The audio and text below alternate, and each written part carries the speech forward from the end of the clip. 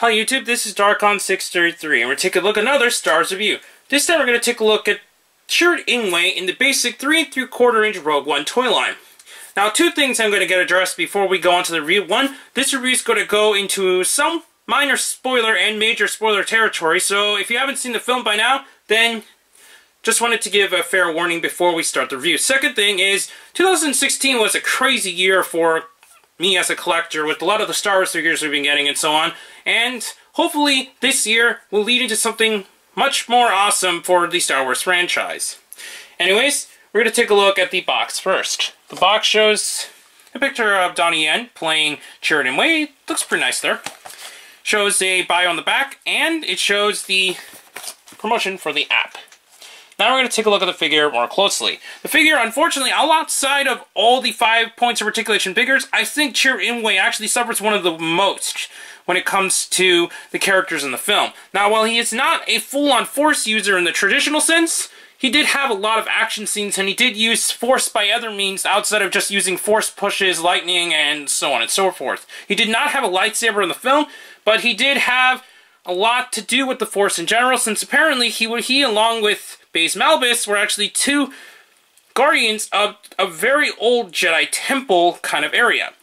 Anyways, articulation-wise, the head is on a ball joint with free movement, front and back, and swivels. Swivels at the shoulders on both sides, and he does have the standard molded single hip swivels. Now, outside of other figures, this one is actually in a somewhat fixed fighting stance. So while you can push it back a little bit, it does break up the effect, kind of, and it does have a little bit of problem bouncing because of it.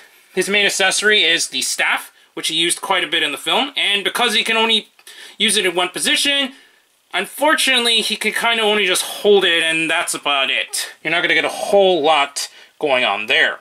The other accessory, outside of the other expanding universe weapons, is actually something that he actually used in the film. While it's obviously oversized and it just doesn't really look like the one in the film, this is based on the bowcaster that he used on the film. It's a little hard to get on. We're just going to remove the missile since it'll just fly up the screen anyway. Basically what you do is slide it over the arm from the back here, and then you're supposed to plug this into the hand. Hopefully it will actually stay on. I was able to put it on earlier, but it does have a little bit of problem actually going in. It's a lot easier to actually pull out. We're just going to remove the bowcaster out of the joint so that we can kind of try to attach it a lot easier. It's kind of easier to kind of put it in halfway and then start sliding the handle into the hand beforehand. Otherwise, it does have a little problem because of the thumb that gets in the way sometimes. Now we secured the bowcaster into his hand. It's a little bit of a tedious work in order to get it in there, but you pretty much get the idea that this is supposed to represent his bowcaster, even if it's not accurate in the slightest. Anyways, we're going to put back the staff into his hand and take a comparison look with this friend Baze Malbus now. And here is Chirrut Imwe next to Baze Malbus, and I think Hasbro did a decent job in order to get the likeness of the sizes next to each other.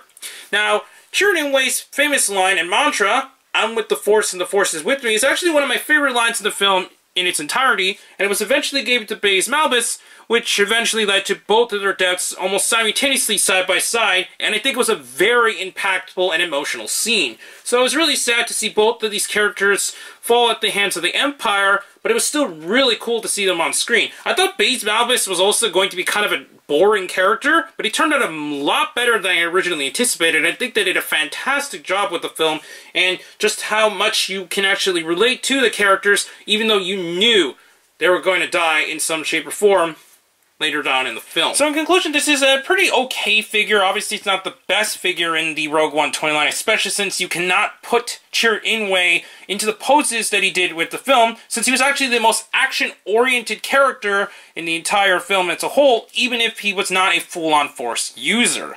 So, maybe it would be nice to see a 3 3/4 inch articulated release of the character someday, but at least with the 6 inch coming out, I think that's good enough for me in terms of the character to have an articulated figure of him on display. I got this at Target, which I happened to find along with some of the other 3 3/4 inch figures, and I definitely think he's a highly recommended figure to get, especially if you're a fan of the character. Anyways, please comment, subscribe, and check out Hero Club and Hirotaku. Also, check me on Twitter under Darkon633, and don't forget to check down the other channels down below. Also, please check the little button at the bottom of the screen. With that bell button, you'll be able to see the rest of my content as soon as it goes up. And I'll be back with more Star Wars reviews, and I'll see you later, YouTube. Bye.